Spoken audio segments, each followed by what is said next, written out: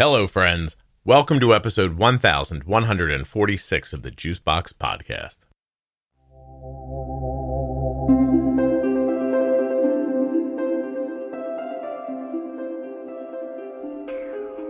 We're calling today's guest Mimi. She's 27 years old, was diagnosed with type 1 diabetes in 2001, and she's been a nurse for about a year. Before that, Mimi was an ER tech for 8 years, and this is what she experienced at her job. Nothing you hear on the Juicebox Podcast should be considered advice, medical or otherwise. Always consult a physician before making any changes to your healthcare plan. When you place your first order for AG1 with my link, you'll get 5 free travel packs and a free year's supply of vitamin D. Drink ag1.com/juicebox. Don't forget to save 40% off of your entire order at CozyEarth.com. All you have to do is use the offer code JUICEBOX at checkout. That's JUICEBOX at checkout to save 40% at CozyEarth.com. I'm talking about T1D Exchange again, and I hope you head over to complete the survey, t1dexchange.org/juicebox, looking for U.S. residents who have type 1 diabetes or are the caregiver of someone with type 1. They're especially looking for you if you are a male of color, or the caregiver of someone who is. t1dexchange.org/juicebox. US Med is sponsoring this episode of the Juicebox Podcast, and we've been getting our diabetes supplies from US Med for years. You can as well. usmed.com/juicebox or call 888-721-1514. Use the link or the number, get your free benefits check, and get started today with US Med. This show is sponsored today by the glucagon that my daughter carries, Gvoke HypoPen. Find out more at gvokeglucagon.com/juicebox. Hello and welcome to the Cold Wind series from the Juicebox Podcast. These episodes will feature physicians, nurses, and other professionals who agreed to come on the show anonymously to share what they see in the healthcare profession. I've altered the voices of each guest so that they can remain anonymous and feel comfortable telling us what really goes on at their job. Just listen to how well the voice altering works. My name is Beth, and my oldest child has type 1 diabetes, diagnosed in October 2020. My name is Beth, and my oldest child has type 1 diabetes, diagnosed in October 2020. If you work in healthcare and have a chilling story to tell about your experiences in the healthcare field, contact me today. I'll get you right on the show. Your story does not need to be specific to diabetes. Mimi, tell me what you do for a living. I am an ER nurse. And do you have type 1 diabetes? I do. I was diagnosed February 28th, 2001. Oh, that's a while ago. Okay. Yeah. You knew the exact date, February 28th? Oh, we celebrate it. Do you do the thing where you have like a little anniversary party? Not so much a party. It kind of is just like eating absolutely anything I want all day. That's how it started. And then as I got older, I'm like, wow, it's really not fun feeling like crap all day. So now it's really just like, I'm going to have a little treat here and a little treat there and call it a day. Celebrate yourself. So you've had type 1 for over 20 years. Yeah, for most of my life. I was going to say, how old are you now? 27. Okay. How long have you been a nurse? I've actually only been a nurse for a year, almost exactly a year. But before I was a nurse, I was an ER tech, and I did that for just under 8 years. What does an ER tech do? So it depends on your hospital and state, but where I was working, I basically did what nurses do, except I wasn't doing assessments and giving medications. So I was starting IVs, I could put in catheters, EKGs, casting and splinting, CPR when necessary, but lots of like task-oriented stuff. Okay. How long does it take to become an ER tech? So similarly, it's dependent on your hospital and your state, but I just had my CNA, my nursing assistant license, and then everything else that I was able to do, I was taught on the job. Okay. So you went right into like what happens after high school? You got like an associate's degree? So for CNA, it's just a certificate. So some programs are like 8 weeks, some are 12. I think mine was an 8-week program.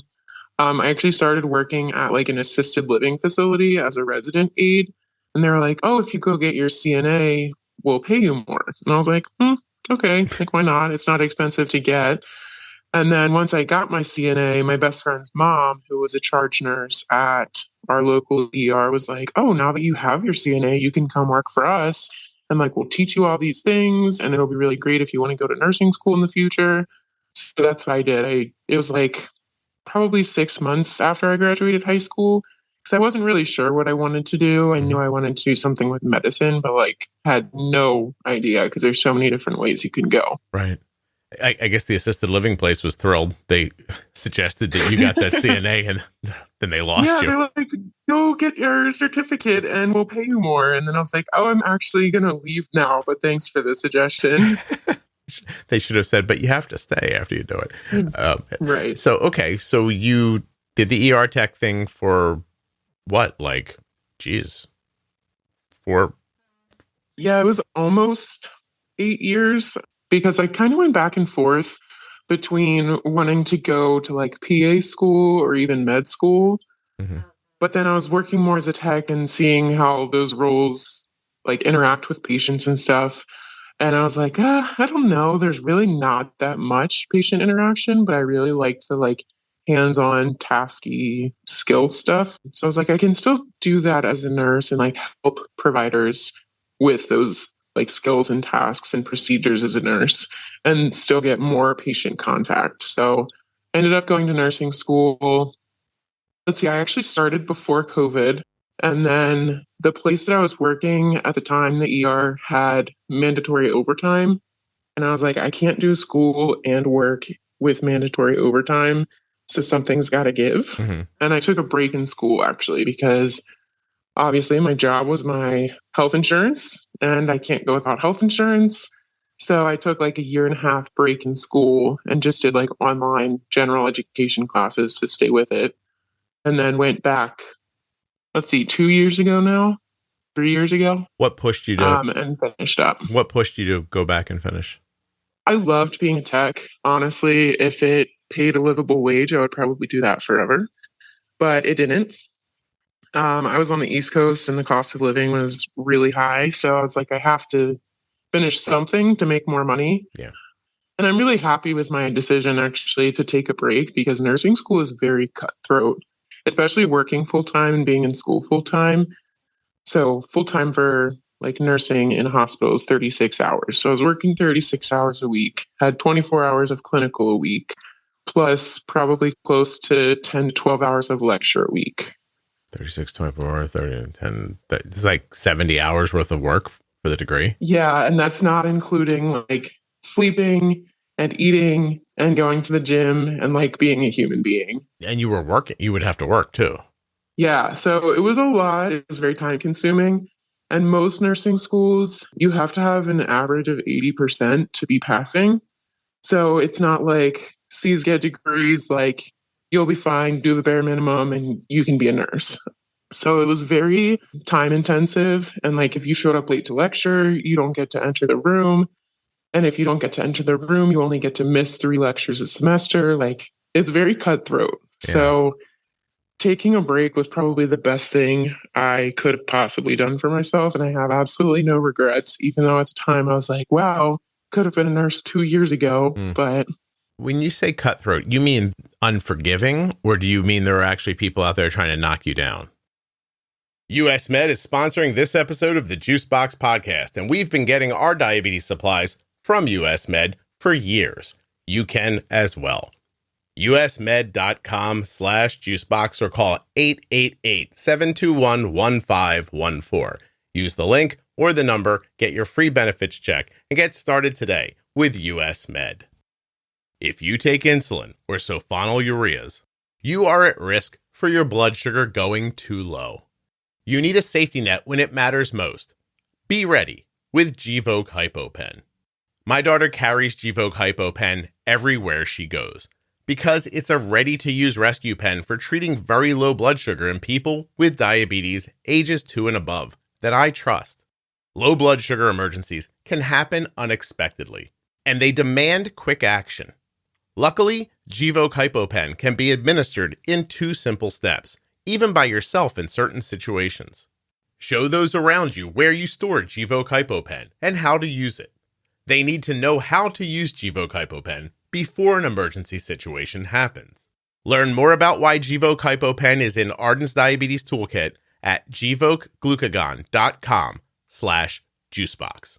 Gvoke shouldn't be used if you have a tumor in the gland on the top of your kidneys called a pheochromocytoma, or if you have a tumor in your pancreas called an insulinoma.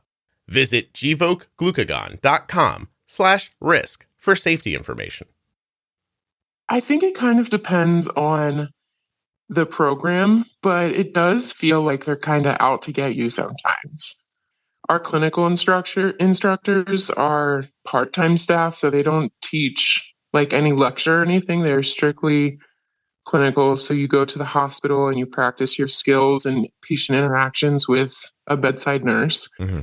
And some of those instructors, I think nursing is a very eat your young profession, which a lot of people know, a lot of people say they don't like, but then a lot of people also contribute to.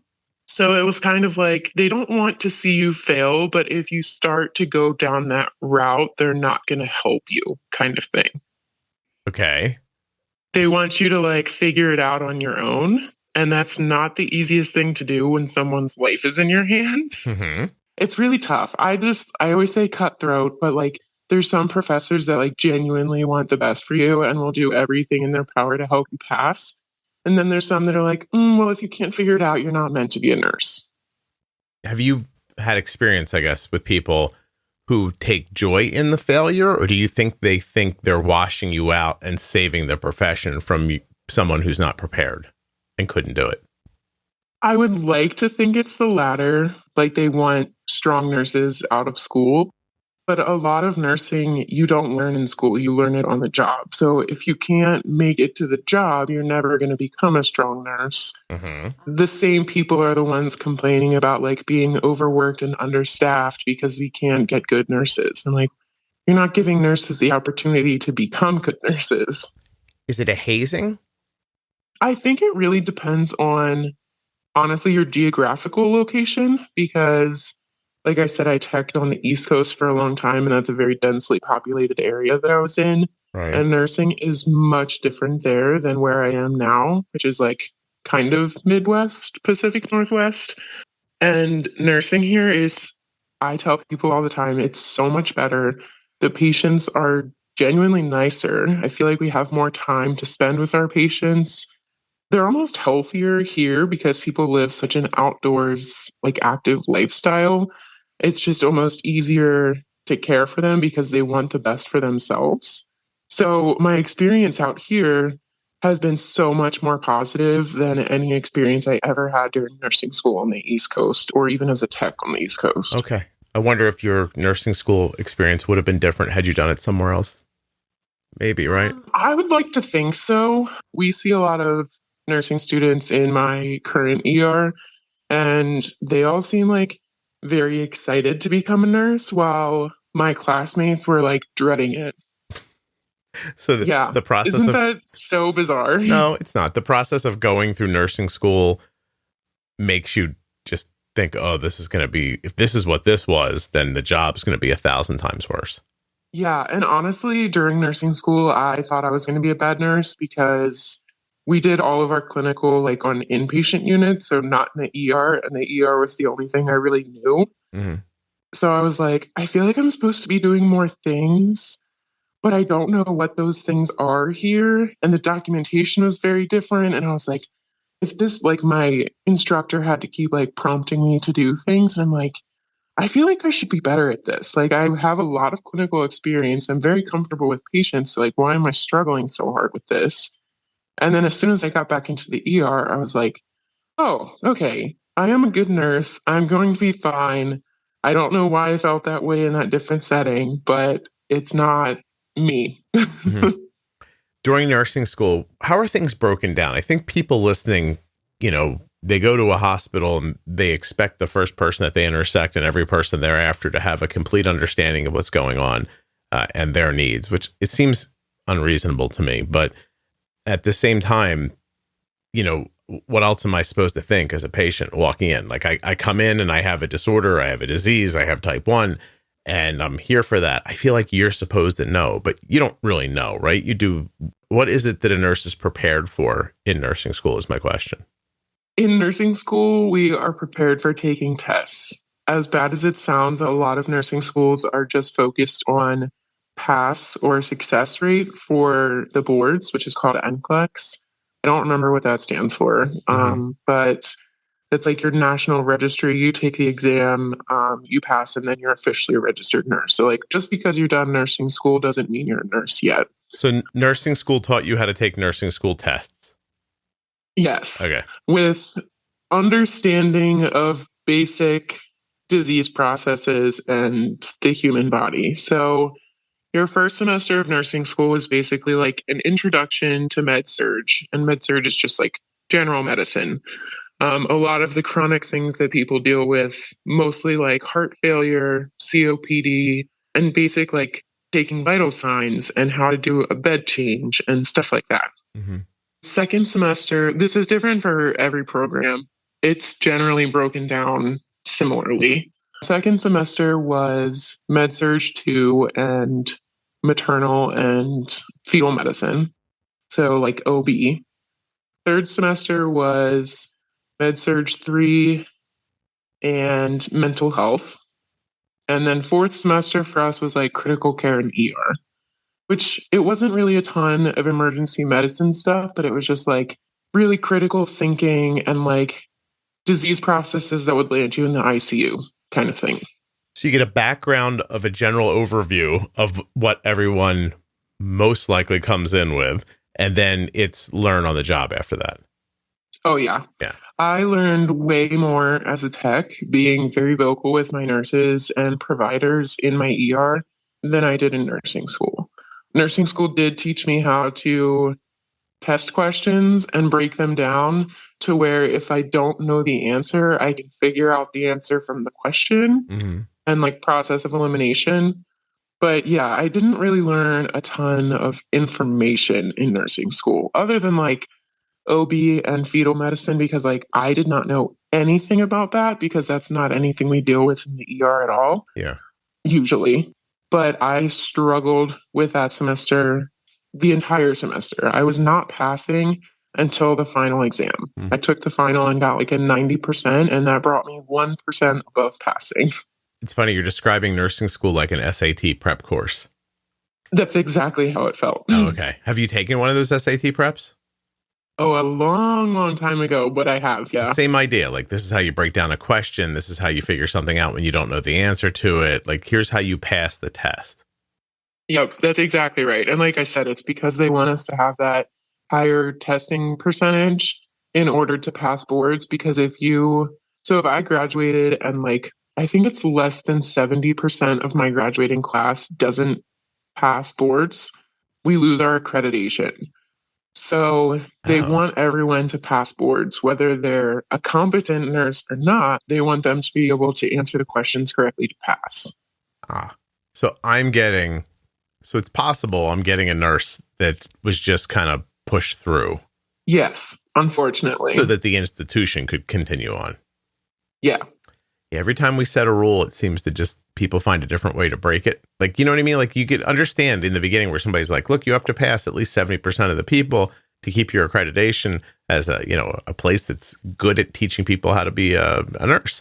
But instead, it quickly turns into a business thing where they're like, well, we just got to get them through so that we don't lose the accreditation, because that's where we make our money, selling nursing school to people. Yeah. Yeah, and I actually went to an associate's program. So I have my associate's degree in nursing versus a bachelor's in nursing. Mm-hmm.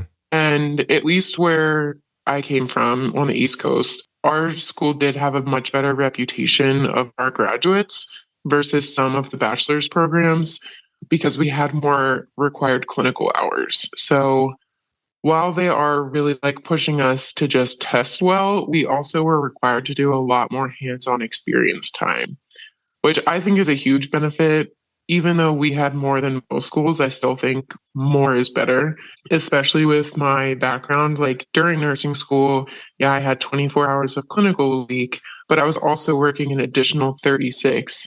So that's like another 36 hours of exposure to patient care for me. So I think that prepared me more than anything for my current job. Yeah, I once had a NICU nurse tell me that they laugh at the kids that come out of like a 4-year bachelor's program from a private college who ended up spending $60,000-$80,000 on their undergrad to be nurses, and they're like, you could have done that in community college for $4,000. And and that's exactly what I tell people too. Like where I am now, there's not really many community colleges, so it's not really an option here. But because I was working full time, I didn't pay anything for my degree. My hospital paid for it. Oh, because you can't. Oh, that's right. Because you kind of went back to school while you were a med. So once you were a tech, you told them, "Look, I want to go back and get my RN," and they're like, "We'll pay for it."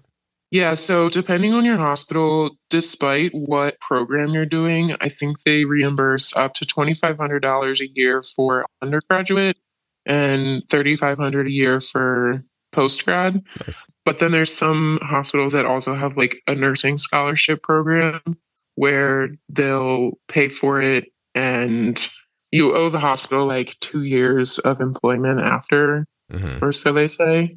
Some people take their chances and leave, and they're like, well, if they want me to pay it back, they can find me where I am. Come find me. Well, they did take a risk because you screwed over that the elderly care place. Yeah, exactly. You're like, I could blow right out of here. I actually did leave before my time was like due for my tuition reimbursement. It was like, I think 1 year after the last payout. And I hadn't even graduated before I put in my notice because I knew I was moving. But the hospital that I was working at, I just was not interested in staying in. Like I said, the culture of like East Coast medicine, or really just a densely populated area, was not a great culture to work in.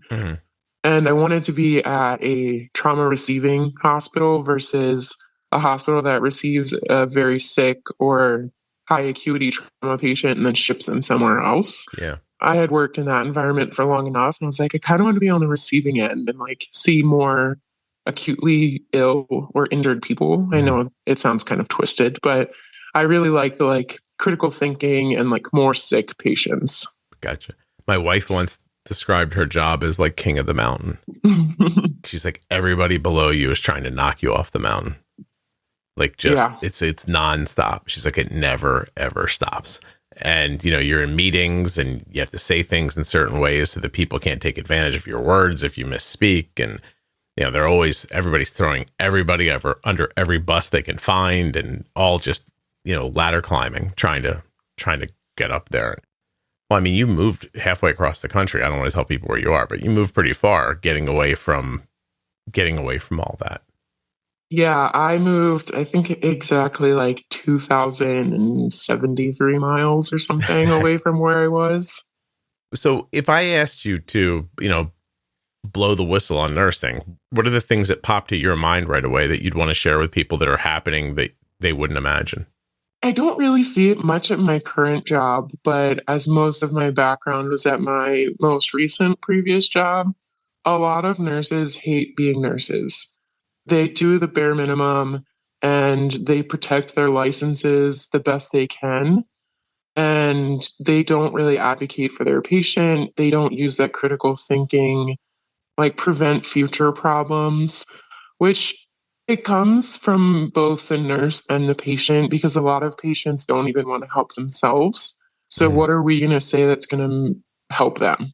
So there's just so much burnout that it's tough to provide really good care because they don't want it. Like patients want a quick fix. They want a pill to make their blood pressure better instead of changing their diet or their lifestyle. And you give them that pill and then they go on their way, and you'll see them in 6 months for some other medical emergency. Burnout is just so severe in nursing right now that it's really hard to want to provide good care.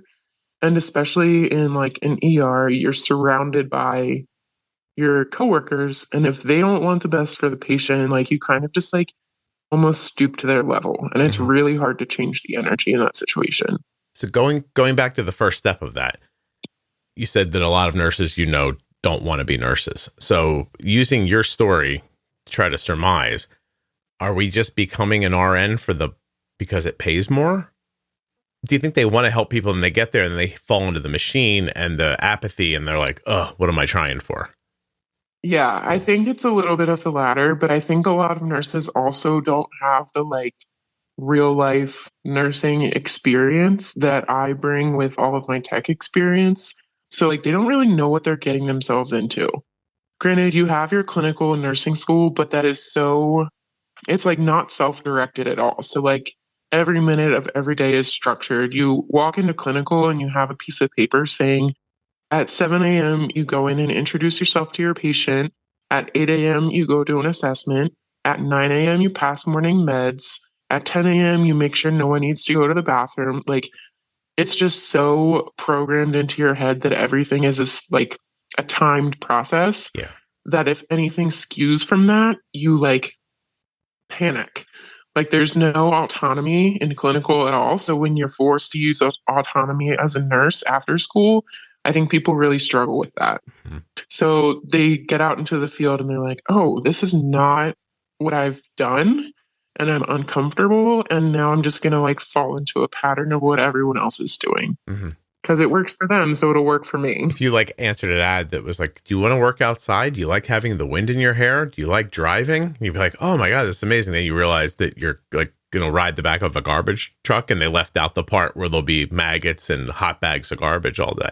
And it's not quite what they think until they get there and they experience it. And they're like, ooh, I didn't want this. But now it's too late. Yeah. And it's really tough too, because people think emergency medicine, they're thinking trauma and broken bones and all kinds of stuff. And as I'm sure everyone knows, there's a huge mental health crisis across the country, probably the world, but we see a lot of mental health patients, and it is an emergency. It's an emergency for them and it's a crisis, but it's not the thrilling emergency that everyone thinks they're going to get when they work in the ER. Mm-hmm. We see a lot of homeless patients. We see a lot of patients who don't have insurance, so the ER is the only place that will treat them prior to payment. It's a healthcare crisis, not just a mental health crisis. Let me rephrase that. One of the people who's been on the show already and recorded for this said that she's I forget how she said it. I'm sorry to say this, she said, but there are a lot of nurses who are trauma whores. She told me. Yeah, we call them trauma junkies. Okay. And I won't deny that I am not a trauma junkie. I love trauma, but it's also something that will burn you out really fast too. So you see the worst of the worst. And if you see that 3 shifts in a row, you get off and you're just wow, that was really emotionally taxing. Yeah. As good as you can be at dissociating, it's still taxing. Probably an adrenal overload, right? All that. Oh, for sure. The dopamine kick you get from it and the adrenaline and everything. And then is it like doing drugs? I don't know, because I haven't done drugs. Very good, Mimi. There you go. But it is very exhilarating. Yeah. There's like certain a roller parts coaster of the job. Yeah. Okay. There's certain parts of the job that I'm wow, this must be what cocaine feels like. One time I put an IV in a 6-day-old premature infant who the IV team couldn't even get access in. I put in a very small IV in her ankle. And I was just wow, they stuck this kid 8 times. I got it on the first try. I am on this high and I'm going to ride it the rest of my shift. I'm unstoppable. Mm-hmm. But then you crash from that. I got home and I couldn't sleep. And then I was so tired once I came down off that high. I was overtired, couldn't fall asleep. And then I barely slept before going back for my next shift. And I was oh, was it worth it? Yeah. And then the next day a lady poops on you. Yeah, exactly. Yeah. Or you have a patient with bed bugs or somebody trying to punch you. Mm-hmm. It's chaos all the time. Gotcha. They're talking to you and Spider-Man at the same time. And you're uh-oh, this is, yeah, great. I got you. Oh, yeah, they're trying to get the bugs out from under their skin. And you're please don't do that in front of me. And then when you get to a regular old everyday normal person who's just in there and sick, their thing is banal, and at least it's not insane, and then they don't get the level of care that you'd love to give to them because you have all these other influences bothering you. These variables, you're a real person too. You have all these variables pushing on you.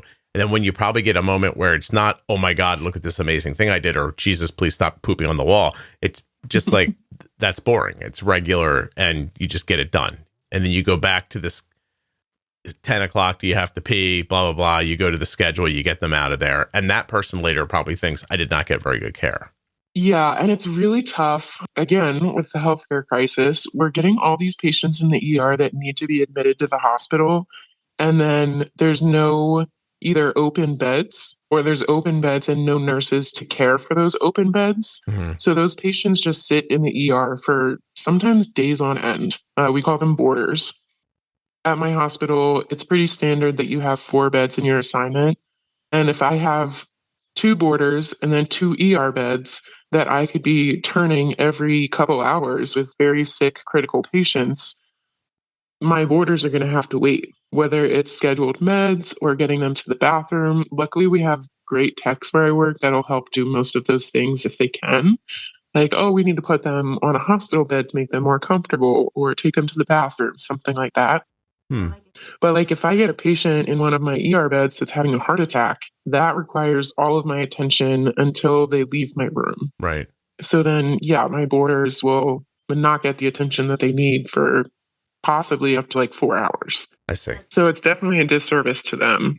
I want to go back to the other thing that you said when you were kind of laying out the job, which is people are there because they're sick and they recognize that they need help, but they're not necessarily the best shepherds of their own health to begin with.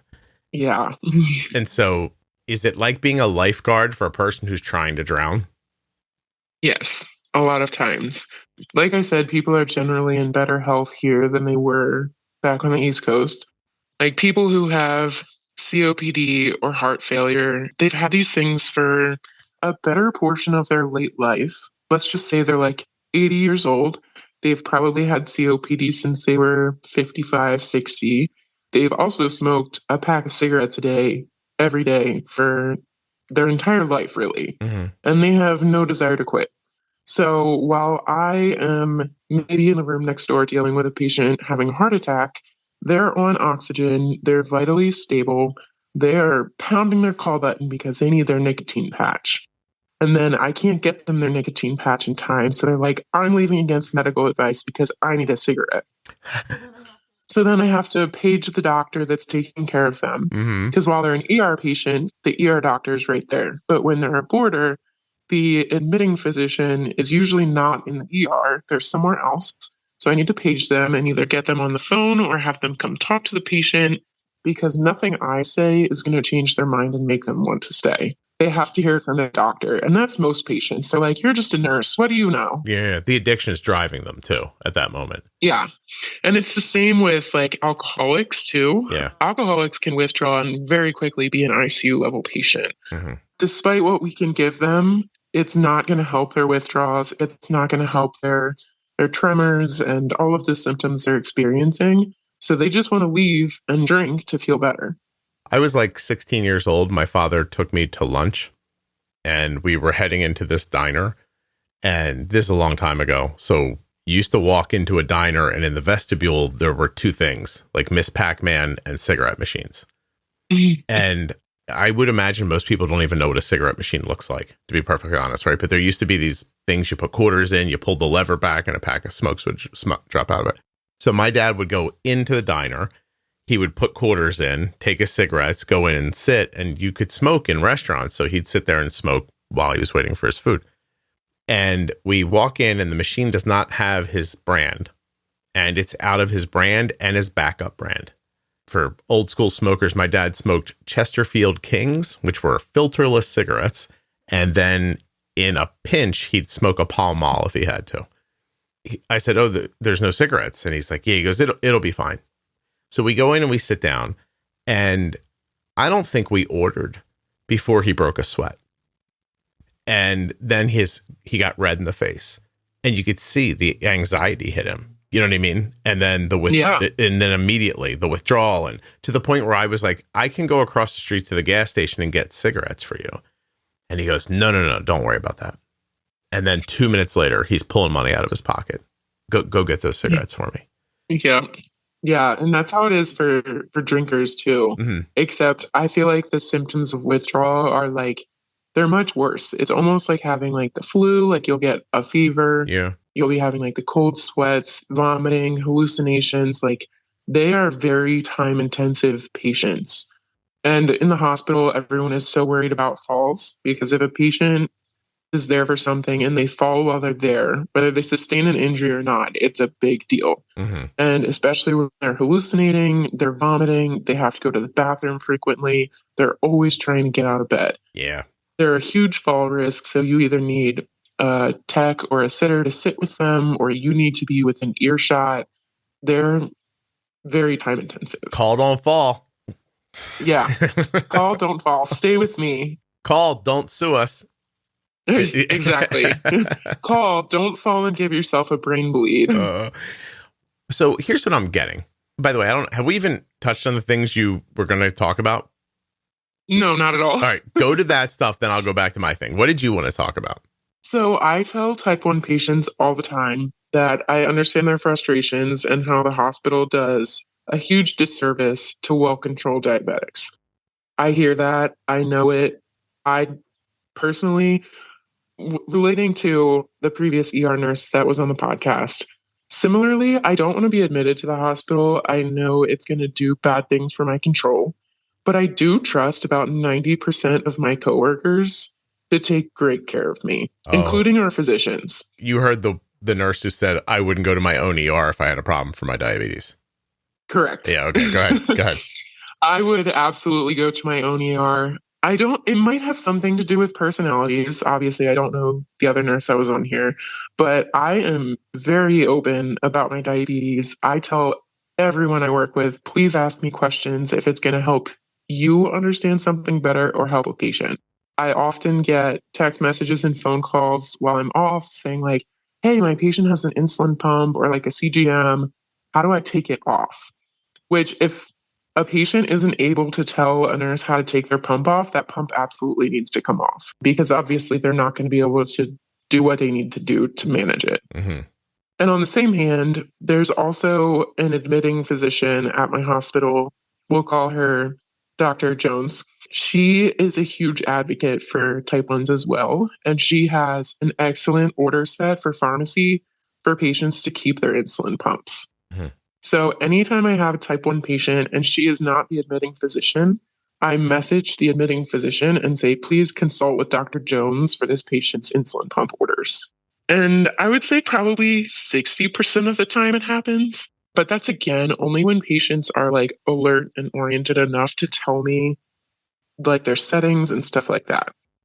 There have been plenty of instances where a patient tells me that they want to keep their insulin pump, but they have to get in contact with their endocrinologist to find out their settings. And I was like, I've had Omnipod, T-Slim, and Medtronic in my 20-some years of diabetes. If you don't know how to find the settings in your pump, that's alarming to me. Yeah. And I don't feel comfortable letting you keep your pump if you don't know how to find your settings. Right. I wish you wouldn't have said Dr. Jones, by the way, because it made me think of Indiana Jones. And then it made me think that I wonder if people know that Indiana was the dog in the family. Never mind. And then that's what happened to me while I was listening to you just now. So you're telling me that if someone comes in with a complete inability to even understand their device, how are you supposed to believe they know what they're doing?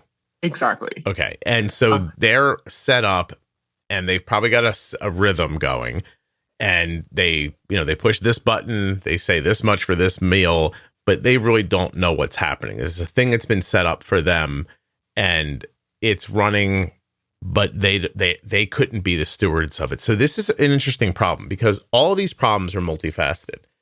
I'm gonna tell you that, the first half hour of this conversation, what I heard was that nurses, people, doctors, and the system are all entities that have multiple variables impacting them. Yes. And depending on your perspective, like you could go into an ER and be me with my kid.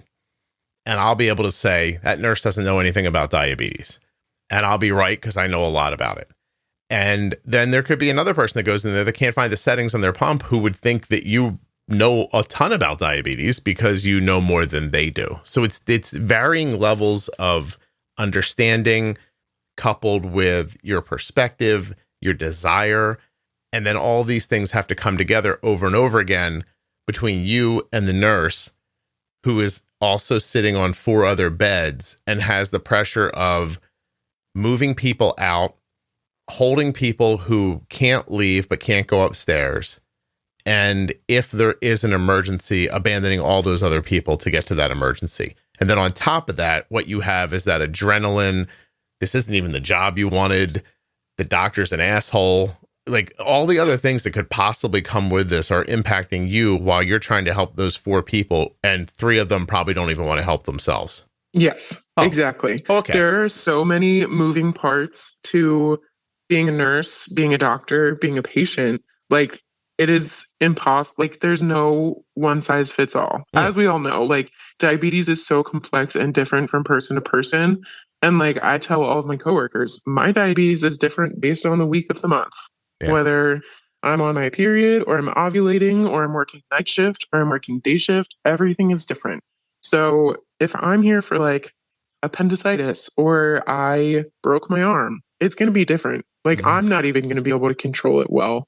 Yeah. So why should I expect them to?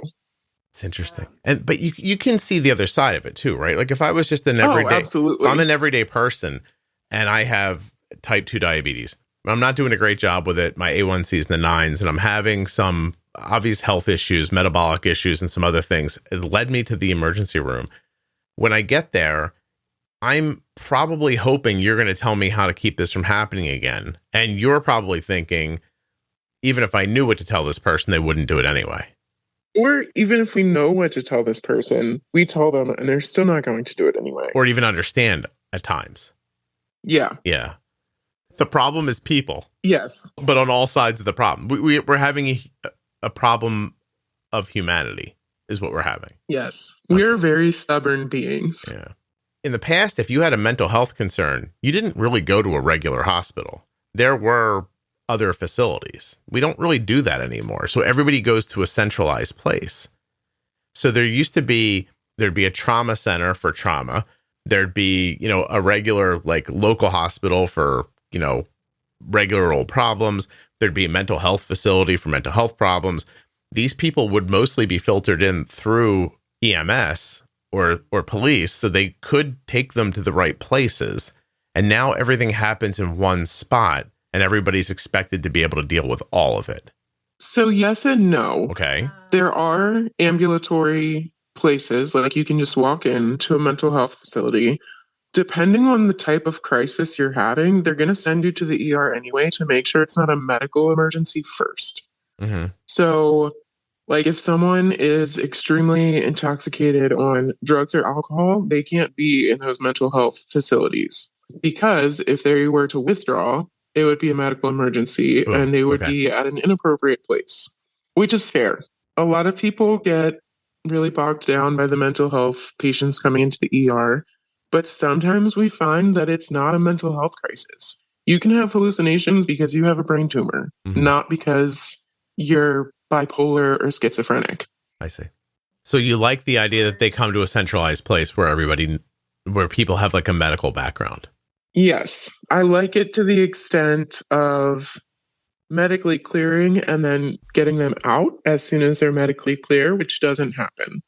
Patients can be medically cleared and then still sit in the ER for 48 to 72 hours before an inpatient bed opens up in a mental health facility. So do we have a lack of facilities or too many people who need them? Both. I never have one of these conversations and feel good when they're over, by the way. I know. Yeah, I'm never like, oh, good, an answer. I've actually never had anybody give me an answer. I recorded with a CDE the other day who has type 1. And at the end, I said, what do you think the answers are? And they were like, I don't think there's any answers to this problem. I'm like, oh, great. Yeah, it's really tough, too, because even if there were enough facilities, there wouldn't be enough nurses. Right. So, and the nurse shortage is not a shortage of people who want to be nurses. It's a shortage of people who want to be paid appropriately for what we're dealing with. So it's you find it to be an underpaid profession. What's a nurse make? Because I'm anonymous, I started out as, it's considered a new grad because I'm fresh out of school. Despite my years of tech experience, I'm still a new grad. Right. I started out at $34.04 an hour. I got a significant lump sum to move as far as I did, and a sign-on bonus, and a housing stipend. Oh, okay. Slow down for a second. When you were a tech, what did you make an hour? Oh, gosh.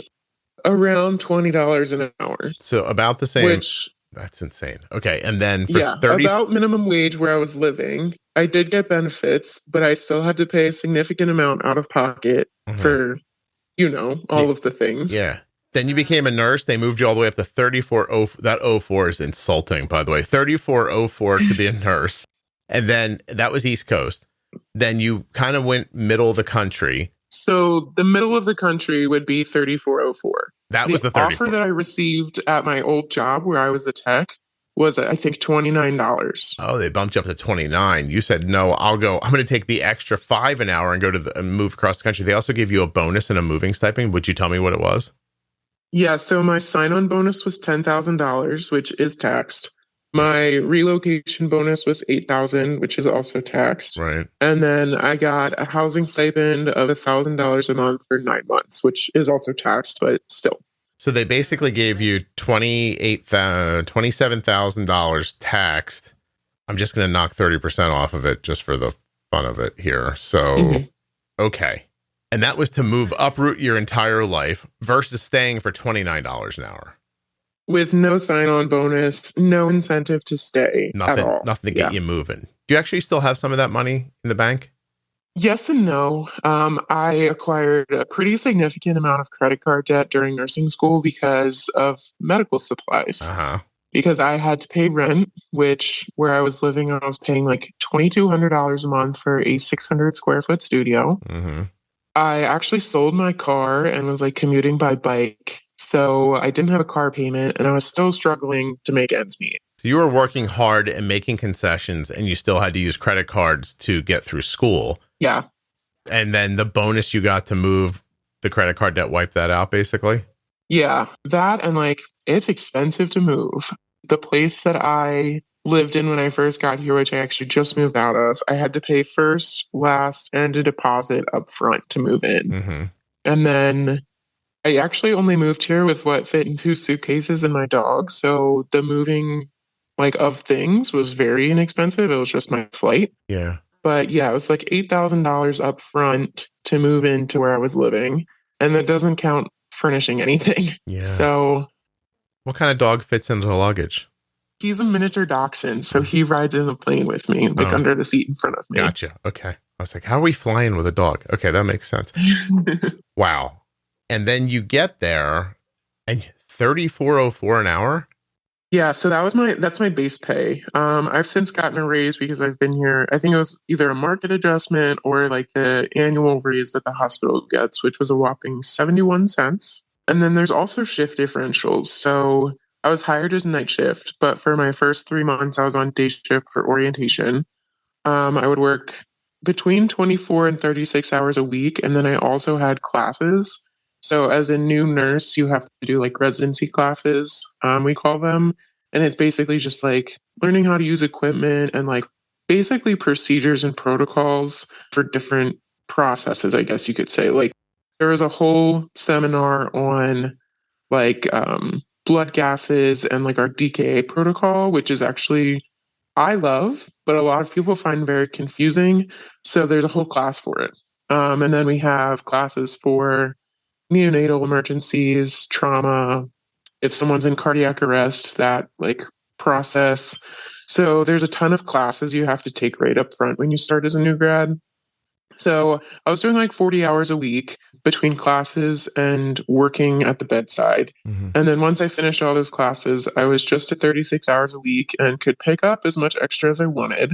But once I came off orientation, I'm on night shift. So it's an additional, I think, $4.60 an hour on night shift. And if it's a night shift weekend, I believe it's $7.60 additional an hour. And then we also have like evening shift, so 11 a.m. to 11 p.m., 3 p.m. to 3 a.m. That gets a different differential and stuff. So the only time I'm actually making 34, now 75, is if I work a 7 a.m. to 7 p.m. shift, which I'm not hired for, so that's not what I work. So are you not making $70,000 a year even? No. 60? I think it might have been 70. Okay. Because I looked at my year to date, and that's including all my stipends and stuff, and I was like around 97. And then you're going to lose about 15% in tax. I'm actually Googling this. So on 70,000, you'll lose about 15% in taxes. Mm-hmm. What's that, like 10 grand? Yeah. And so you're going to walk away with 60 divided by 12. Yeah. Hold on a second. 5,000 a month. How much is your rent? So before, when I was getting my stipend, it was $22.40 because I decided I wanted a house with a yard for my dog. Silly. Because we were in a cooped up apartment before. Mm-hmm. We're back into an apartment now, but it's a much nicer one and way more than 600 square feet. So now I'm paying about $1,400. Okay. So you're losing $1,400 off the top for rent. I got to imagine you eat food, right? I do. Yeah. Yes. And so what do you, $400 a month for food? That's what I budget, yeah. Uh-huh. That's what you budget. I heard what you said there. Do you have a car? I do have a car. Is there a payment? Oh, there is a steep payment, yes. How much? $650. $650. Got insurance? What's that, like $100 a month for car insurance? $130. $130. Gas? I actually don't use a ton of gas. Fair enough. Let's say $100 a month. Yeah. Okay. Electric? Couple hundred? Yeah, let's see. My utilities, I Cable, do $175 because most of it's incorporated in my $1,400 for rent. Okay. So when you're all said and done, you have what, like $2,000 left at the end of the month? About, yeah. Okay. And so you have to work a year of your life to save $25,000. Mm-hmm. And that's if I get to save it. Yeah, but I'm going to say, you're not really going to have $25,000 at the end of the month, at the end of the year. Yeah. Right. Okay. Yeah, we should ask people to be nurses. It's a great... Mm-hmm. Exactly. And like, there is a great appeal, I won't even lie, with this schedule. So keep in mind, that's an income working only 3 days a week. Mm-hmm. So I guess my 97 is actually wildly skewed because I work a lot of extra. Mm-hmm. To get to that. Not every single week, but like around Christmas, I worked 120 hours in 10 days because I couldn't go home to see my family. My boyfriend went home to see his family, and like my friends here are from work. So I was like, I don't want to sit at home on my couch by myself on Christmas, so I'm just going to pick up extra. I'll go to work, yeah. So yeah, I worked a lot of extra once I came off orientation. Summers are like trauma season. Yeah. And since I was fresh off orientation, I was like super eager to learn all of the processes, all of the equipment we use, which I now feel very comfortable and competent. And like, I am the most fit person to be in those scenarios, which is a great feeling after only being a nurse for a year. Not to like boast my britches here, but like, I feel very comfortable in my ability and my skill. Yeah, what you're doing. Yeah. So a lot of extra got me to 97. Yeah, there's a lot of extra to get to that number. So I have to tell you, what strikes me over and over again while we were just doing that little exercise is that if you're helping 4 people in a shift, I'm guessing that the hospital's is billing those 4 people. And it's incredibly possible that your effort makes more money for the hospital in one day than they pay you in a year. Yeah, without a doubt. I mean, like, you would probably work for a percentage. Mm-hmm. Yeah. So I don't want to call it the workaround, but the way that people are making more is by leaving like nursing as a hospital employee and going to an agency. So you can do like local travel or travel nursing and you'll make just about double. Yeah, that's insane to me. Like, why doesn't the hospital just pay their good employees and keep them? No one knows.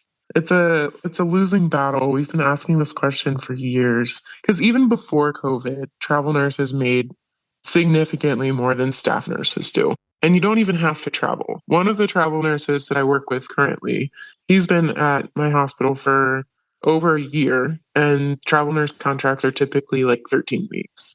So he has to take like a week off in between, and then he just signs another contract with the same hospital.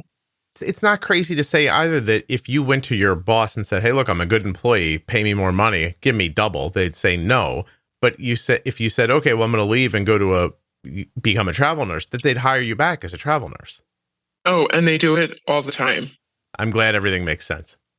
Nothing makes sense. Yeah. Everyone jump out a window. We're in trouble. That's all. So, yeah. Okay. Yeah, it's a lot. This is exactly the same when I talk. There's a therapist that comes on, Erica. We talk about people's problems, and this is exactly how I feel at the end of the hour with her too. I'm like, yeah. It's such a multifaceted issue. Really, like there's so many problems with all of it, like healthcare, hospitals, nursing. There's at least 100 problems per each of those. Yeah. So we could sit here and drill down and talk about, hey, listen, if you're going to become a nurse, maybe you should want to do it. Maybe we could drill down at the doctor's side and go, maybe you could leave your ego aside and actually, stop acting like you're God's gift of this situation. You could look at the institution and say, hey, why don't you take a little less money and pay all these people so they could actually give people good service, and maybe you'd make people healthier. The patients, you could say, hey, what if you had a basic understanding of common ideas about health and took care of yourself a little bit? Oh my gosh. Yeah. The lack of knowledge that I didn't understand that most people had about their body is absolutely insane to me. Like, obviously, I've been a diabetic for just over 20 years. I had no idea that most people didn't know how to read a nutrition label. One of my friends is a teacher for they call it a nursing program, but it's for high schoolers. So it's a tech center type situation where they go there for their senior year of high school and you can get a CNA, your nursing assistant. You can do cosmetology. You can do diesel mechanic. There's all different types of skills you can go and do. So she teaches I'm doing air quotes, nursing program there. And one of her students is a type 1. So of course she called me and was like, hey, do you drink Powerade and Gatorade and stuff regularly? And I was like, no. I think this year was the first time in my entire life I had a Gatorade that wasn't the Zero or G2 or whatever it's called. Right. And she's like, yeah, my type 1's been drinking it almost every day. And I asked her if she was doing insulin for it. And she said no. So she took the Powerade bottle and looked at the nutrition label. And she's like, it said 36 grams. And I was like, yeah, and that's only per serving. And there's 2 servings in that bottle. Or sometimes 2.5 servings in the bottle. Yeah. And she was absolutely blown away by that. And I'm like, yeah, that you have to look at the servings. She was like, well, I never really thought about that. I'm like, oh, the luxuries of not being a diabetic. Not being I saw somebody eating nachos, right? From a restaurant. They give you a bowl of queso. Mm-hmm. It's like a softball size of liquid cheese. And I thought, that's more liquid cheese than you're supposed to eat in 5 years. And no. And they're just in there dipping and eating and dipping and eating. I'm like, oh my God, you're going to die. You're asking. Similarly, I went to Trader Joe's. It's probably been a while now. And they have a frozen barbecue teriyaki chicken. Mm-hmm. And it has a lot of protein and not a lot of fat. And so I was checking out and they're like, oh, why do you get this over the orange chicken? I'm like, oh, it's 20 grams less fat per serving. And they're like, oh, interesting. I've never even looked at the label. And I was like, oh my gosh. Because the orange glaze is sugar. And then your body metabolizes the sugar and makes it and stores it as fat. And these are not big ideas. So they're not at all. And it's so I don't know why anything surprises me anymore. Especially working in the ER, maybe it's because in the ER, I expect people to not know things. Mm-hmm. But out in the real world, I think oh, these people have made it this far. They know basic things, but they don't. Yeah. And it shocks me every time. Yeah, don't stop being shocked. It's about opportunity to learn things. Yes. And it's the stuff that no one talks. People don't talk about this stuff. They don't. You make a baby, you feed it something you can afford, you make a little more money or you don't. That's the way your food goes. You're not a nutritionist. Nobody's ever talked to you about this before. And all of a sudden, healthy just means, this is what we eat. Yeah. Healthy means like alive and not having to see a doctor frequently. Right. It's the same exact problem as when I say to somebody, hey, like, how's your A1C? And they go, oh, it's good. Like, I learned in the beginning of making the podcast not to stop at that. I'd say, what is it? What's the number? Because the astonishing number of people who would tell me that their A1C was good, but then told me it was 8.5. I was like, well, good compared to what? And they'd say, well, good compared to where it started. Where it started, I was like on 11. Now it's at 8.5. I'm doing good. And I'm like, no, you're doing better. Words are important. And, like you're doing better. You're not doing good. Good is, in the 5s. Yeah. Pretty good's in the 6s. I need help is in the 7s. 8.5 is not I'm doing pretty good.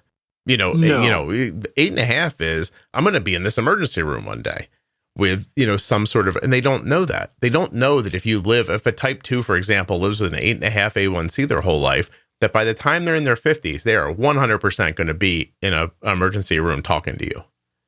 Oh, without a doubt. Yeah. And it's not even likely going to be a diabetes crisis. Right. It's going to be a secondary problem. Renal, like, cardiac. Yeah. Right. Yeah. Yeah. And a little blister on their foot that's now turning black and they can't feel it. Mm-hmm. Yeah. Right. Like, and all the stuff that comes along with that you can say nobody teaches you, but you know what? The stuff I know about diabetes, I had to teach myself. And is it they didn't teach you or you weren't willing to learn? And I do want to say, and sometimes people don't have the capacity. I don't mean that in a harsh way. Like, there's some people who their minds don't work that way.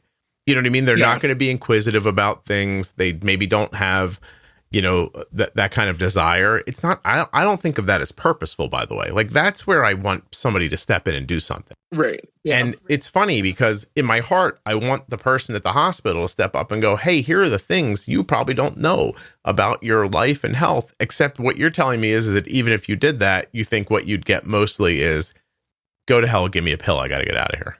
Exactly. Yeah. That is exactly right. Like, I am always stunned by people who come to us for help and then refuse what we're offering because they read somewhere on the internet that this is a better option and that's what they want.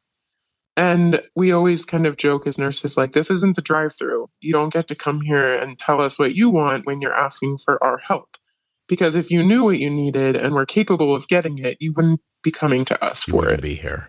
Like, yeah, this is a never-ending circle. Gosh. Yeah, we get traumas that come in all the time. And granted, they might not be the most severe trauma they've ever sustained, but they were transferred to us either from an outside hospital or from the scene based on the mechanism of injury. And they decided that they needed a higher level of care, of trauma care, which is us. And it's typically with spinal injuries. So this one very specific one I'm thinking of, this man was on a trampoline. His 2 small children were there. I think they were like 5 and 8, maybe. And he dove into a shallow pool off of the trampoline and had temporary paralysis. And his kids had to pull him out of the water. Oh.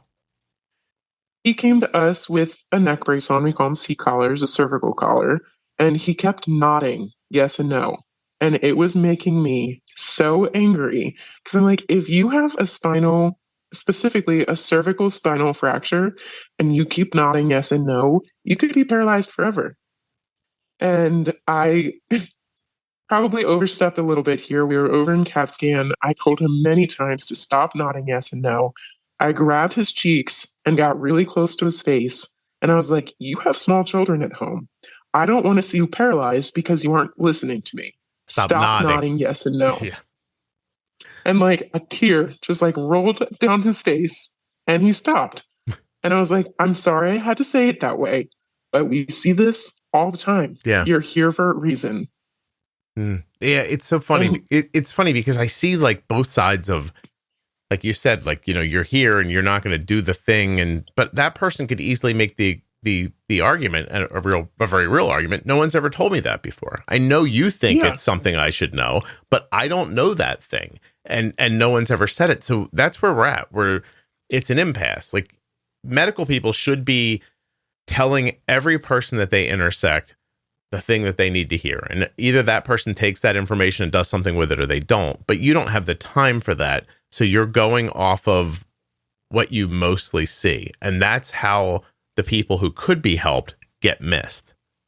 Exactly. Yeah. Like he was transferred from another hospital that was letting him like walk around and like go to the bathroom. And I was like, you absolutely will not be getting upright until we have your CT results.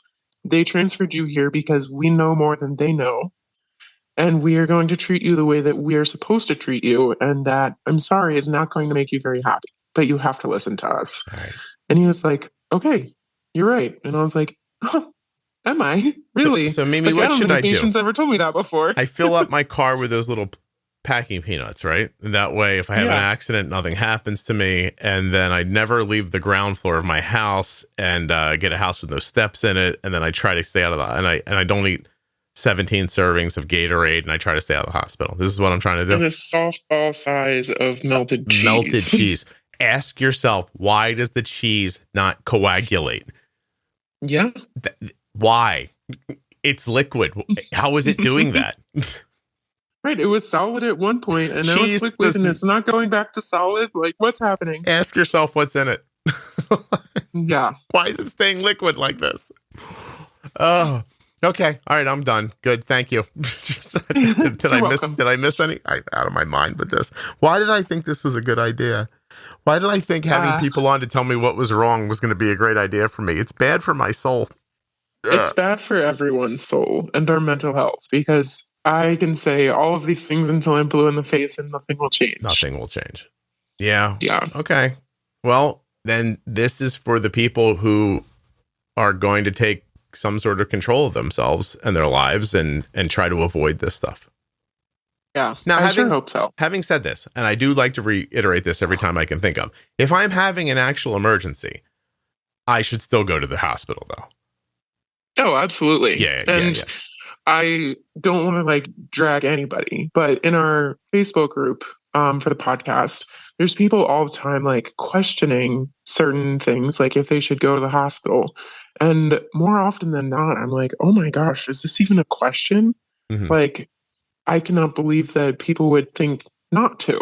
But I've also worked in other ERs where I can absolutely see how going to the ER would be doing a disservice to them. Yep. But especially adults in DKA, we are not resilient like children are. Like when I was diagnosed, my blood pH was 6.9, which is not survivable. Like that is not compatible with life. Mm-hmm. So if my pH were 6.9 now, I would likely be dead. As a kid, you're much more resilient. You bounce back. Your body can compensate a little bit better. But as an adult, if I'm sick, and even if I don't have ketones, my blood sugar's fine. If I throw up, I get very nervous. Like, okay, if my blood sugar goes low and I can't keep anything down, emergency. If my blood sugar's high, I'm giving myself insulin, it's not coming down, I'm throwing up, emergency. Like, I see that all the time, so I understand I have a different understanding of it, but it is frightening. And like, we are very fragile people, like not diabetics, but just humans. Like humans are fragile. You don't have those compensatory mechanisms that children have. So if something goes sideways, it can go sideways and stay sideways forever. Like some things you just like can't come back from. Like I'm always scared, like, oh, one more like run in with DKA, kidney failure or retinopathy. Like there's so many irreversible things that can happen. Yeah. Heart attacks and strokes, especially because we're diabetics. Like we're very fragile. Right. For my money, I like being prepared ahead of time. I have a small group of good doctors that are local to me that we have, become patients of, so that when we have certain problems, we're not searching. First of all, we know where to go to get somebody to help. Those same doctors can be helpful for you when you're going to emergency situations as well. You'd be surprised that calling your GP, who is actually a good person, saying, hey, here's what's wrong with me. I'm going into the hospital. Could you call over there and let them know I'm coming? That actually helps. Getting to a hospital system where your doctor is affiliated with, that helps. There's little things that you can do to be ready. You could also do a little bit of research so that you know how things are handled at certain emergency room situations. Like what are they going to do for me if I come in there and DK? How are they going to handle this? What do they know about this? I don't know. I like to be as prepared as possible without being a prepper. I don't have a truck with a 700-gallon gas tank on it that only pulls fresh water in case zombies come or anything like that. But I do know where I would go if there was a problem. Right. And, even at that, you don't realize that you could be 3 miles from 4 hospitals and only one of them's a decent hospital and you wouldn't know the difference. Yes. Yeah, I am always stunned. There's a few very, very, very small hospitals that are not associated with any larger hospitals nearby currently, and they transfer patients to us all the time. And I'm like, it's a miracle this patient made it to us alive. Like, I didn't even know that this place existed until right now. They're telling me that this hospital down the street was taking care of this patient, and they're like knocking on death's door. And I'm like, how are they allowed to be a hospital? Like, how have they kept their doors open for this long? Mm-hmm. And God forbid a patient who doesn't know anything about the area has a medical emergency and goes there. Like, it is terrifying to me. Yeah. Granted, we do have a large hospital. We have 2 very large main hospital systems here that span, I believe each of the 2 systems has at least 4 emergency rooms and 2 major hospitals. There's plenty of resources around, and if you were visiting the area and you Googled ER near me, it's not going to take you to that little rinky-dink one that scares me. Yeah. It's going to take you either to my hospital or our neighboring hospital, which both can provide excellent care. It's astounding. I would like to remind people at the end here that you are a human being with all the fragility and that comes with that, and so is the person you're going and asking them to help you. Those people are people. You're a person. You have limitations. They have limitations. The best thing you can do is know as much about your situation as possible. Advocate for yourself till the very end. Never give in. You know what I mean? Always push. Yeah. And at the same time, remember, you're just asking another person. It's not like Mimi's not a magic fairy. She's a girl who wanted to make a little more money, so she became an RN. And then she moved across the country to make $6 more an hour.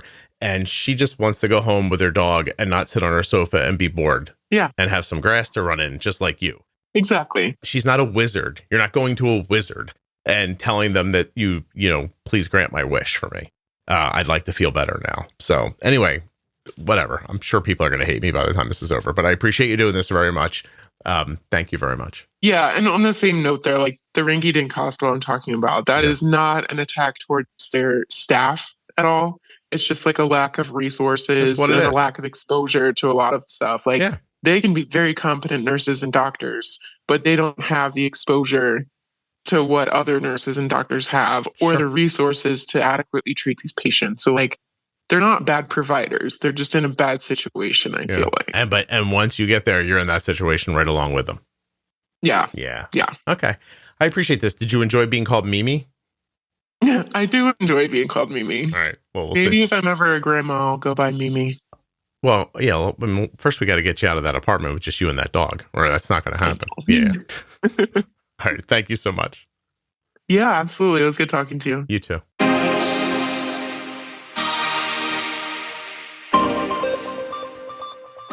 Arden has been getting her diabetes supplies from US Med for 3 years. You can as well.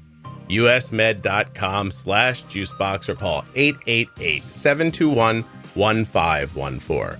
My thanks to US Med for sponsoring this episode and for being longtime sponsors of the Juicebox Podcast. There are links in the show notes and links at juiceboxpodcast.com to US Med and all of the sponsors. A huge thank you to one of today's sponsors, Gvoke Glucagon. Find out more about Gvoke HypoPen at gvokeglucagon.com/juicebox. You spell that GVOKEGLUCAGON.com/juicebox. A diabetes diagnosis comes with a lot of new terminology, and that's why I've created the Defining Diabetes series. These are short episodes where Jenny Smith and I go over all of the terms that you're going to hear living with diabetes. And some of them that you might not hear every day. From the very simple bolus up to feet on the floor. Don't know the difference between hypo and hyper? We'll explain it to you. These are short episodes. They are not boring. They're fun. And they're informative. It's not just us reading to you out of the dictionary. We take the time to chat about all of these different words. Maybe you don't know what a Kussmaul respiration is. You will when you're done. Ever heard of a glycemic index and load? Haven't? Doesn't matter. You'll know after you listen to the Defining Diabetes series. Now, how do you find it? You go to juiceboxpodcast.com, up top to the menu, and click on Defining Diabetes. You'll be able to listen right there in your browser, or you'll see the full list of the episodes and be able to go into an audio app like Apple Podcasts or Spotify and listen to them at your pace. Download them into your phone and listen when you can. The Defining Diabetes series is made up of 51 short episodes that will fast forward your knowledge of diabetes terminology. Thank you so much for listening. I'll be back soon with another episode of Cold Wind. If you're looking for community around type 1 diabetes, check out the Juicebox Podcast private Facebook group, Juicebox Podcast, Type 1 Diabetes. But everybody is welcome. Type 1, Type 2, gestational, loved ones, it doesn't matter to me. If you're impacted by diabetes and you're looking for support, comfort, or community, check out Juicebox Podcast, Type 1 Diabetes on Facebook. The episode you just heard was professionally edited by Wrong Way Recording. WrongWayRecording.com.